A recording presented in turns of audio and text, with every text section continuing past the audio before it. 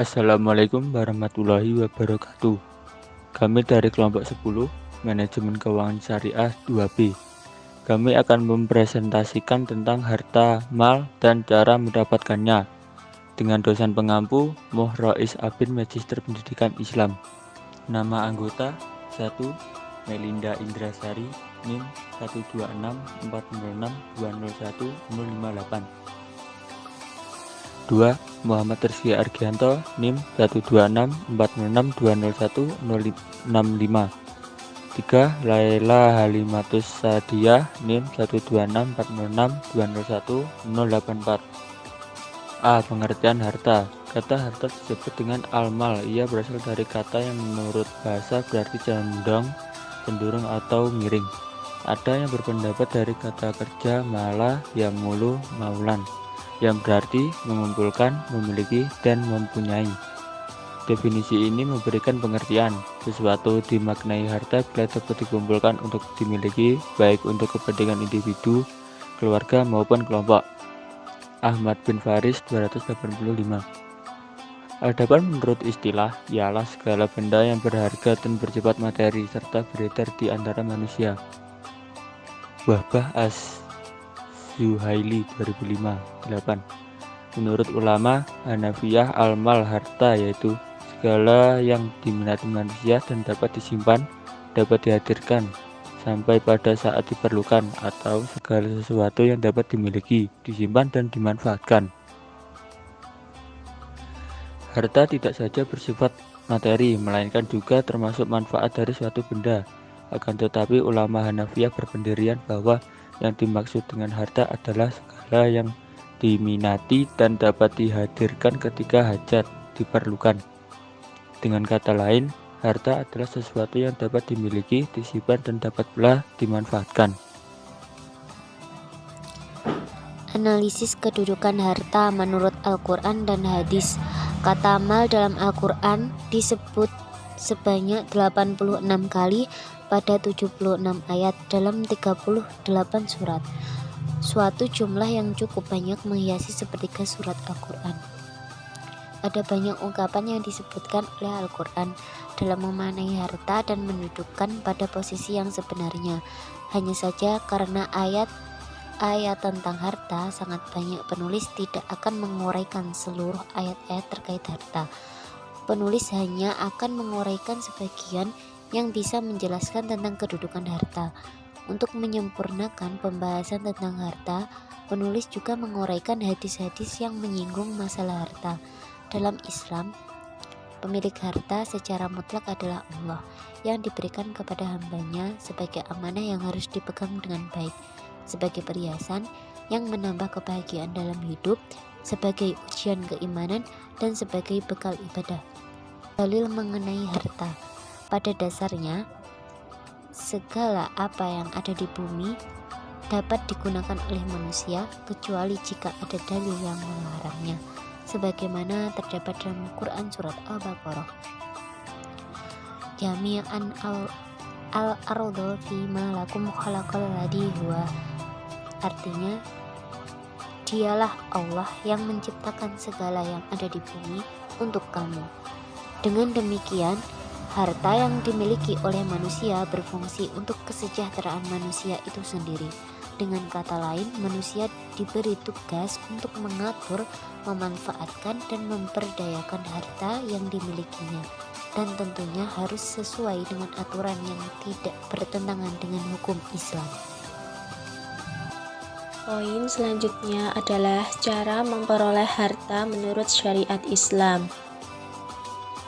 Yang pertama, poin A adalah dengan cara bekerja.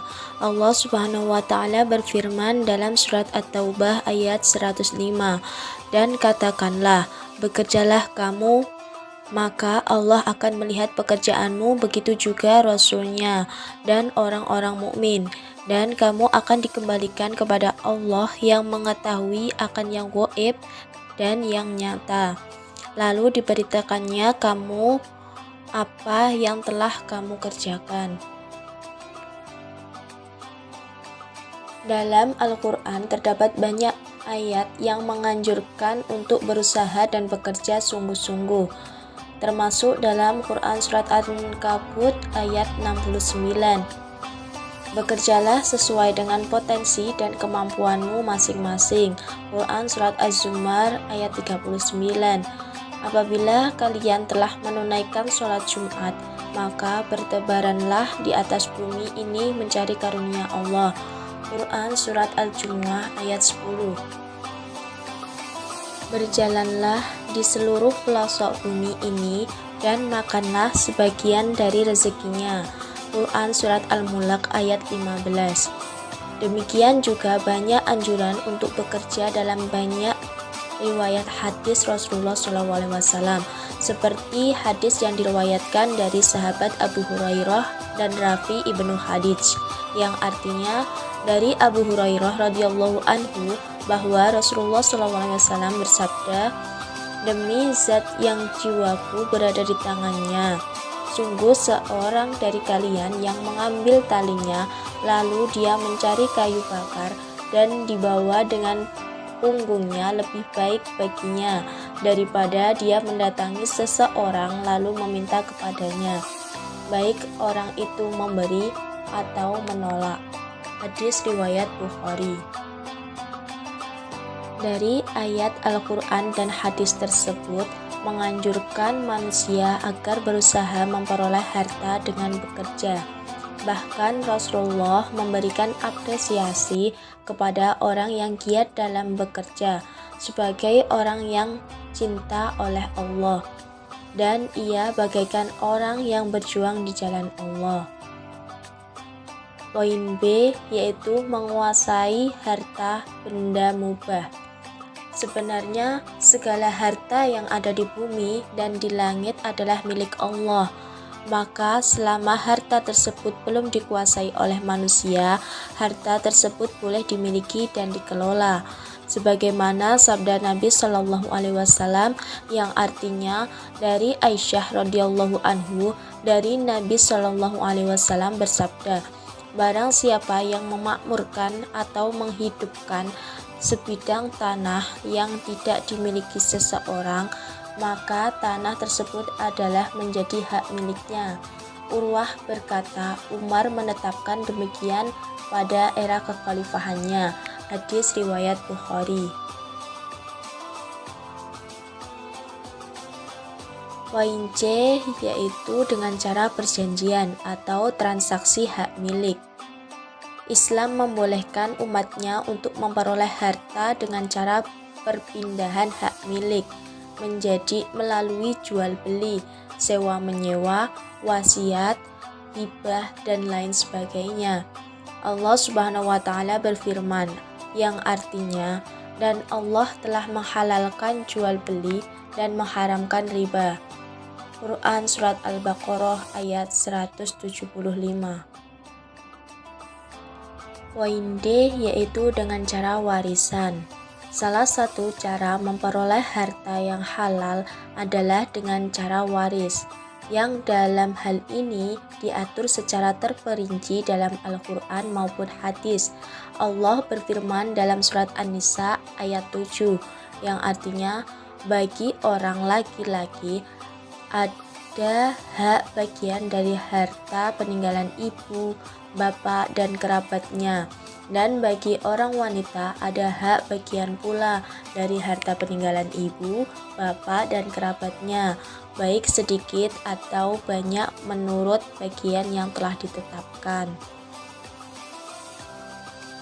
Poin E, yaitu syuf'ah.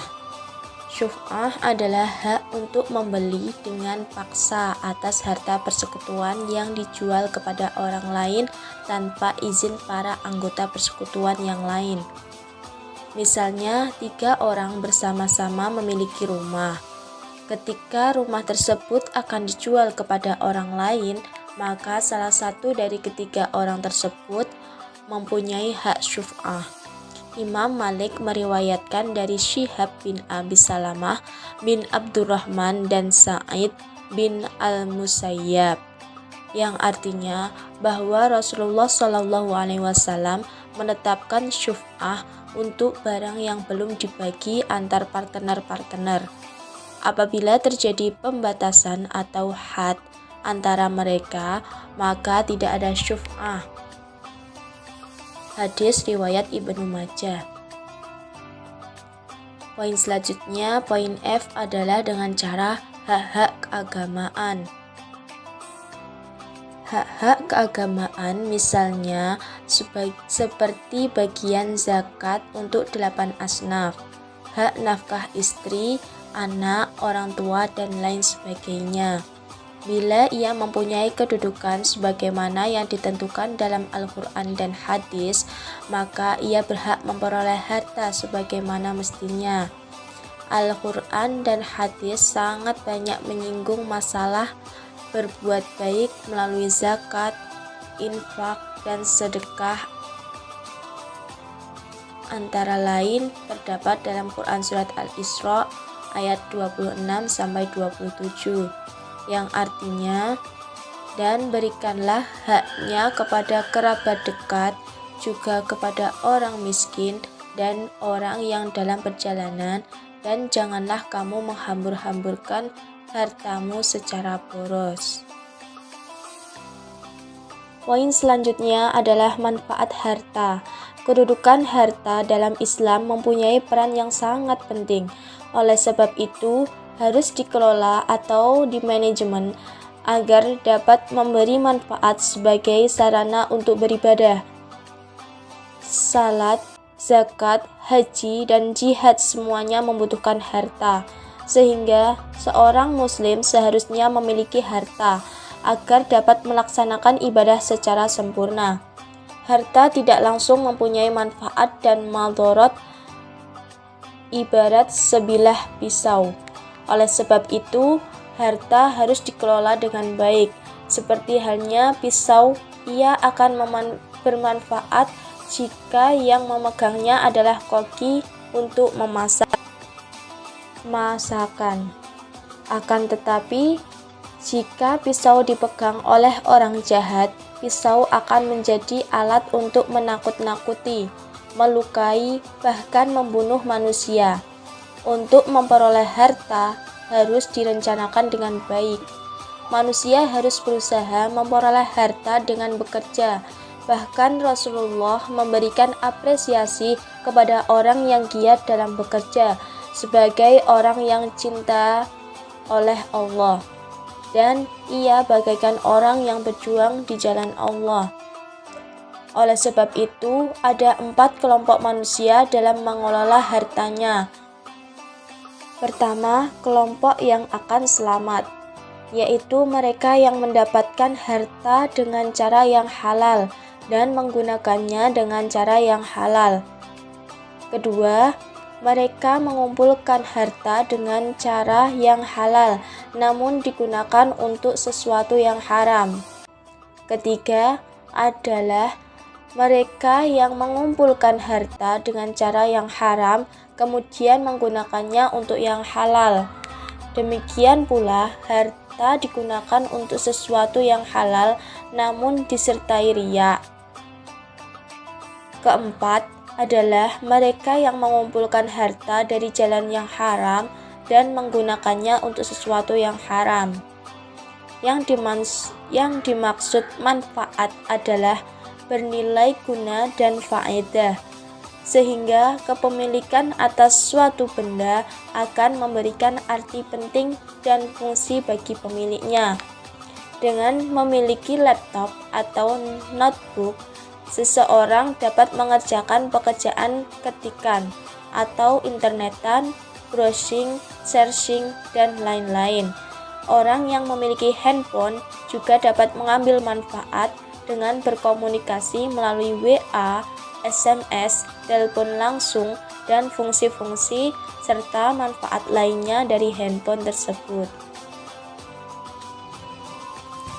Kesimpulan, setelah mengkaji dan menganalisis ayat Al-Quran dan hadis Nabi, dapat disimpulkan bahwa pemilik mutlak harta adalah Allah Subhanahu wa Ta'ala. Manusia berhak memiliki harta, namun sifatnya relatif. Harta yang diberikan Allah kepada manusia hanya sekedar titipan atau amanah yang harus dijaga dan dipertanggungjawabkan sebagai perhiasan, sebagai ujian keimanan, dan sebagai bekal untuk melaksanakan ibadah. Al-Quran maupun hadis memberikan tuntunan cara memperoleh harta sebagai berikut: menguasai benda-benda mubah yang belum dikuasai manusia, perjanjian atau transaksi berpindah hak milik melalui warisan, hak syufah, hak-hak seseorang yang diatur oleh agama. Adapun cara mengelola dan membelanjakan menurut Al-Quran dan hadis adalah menentukan prioritas kebutuhan berdasarkan prinsip halalan thayyiban, menghindari boros dan tabzir, prinsip kesederhanaan, ada alokasi sosial, dan untuk alokasi masa depan. Sekian dari kelompok kami. Wassalamualaikum warahmatullahi wabarakatuh.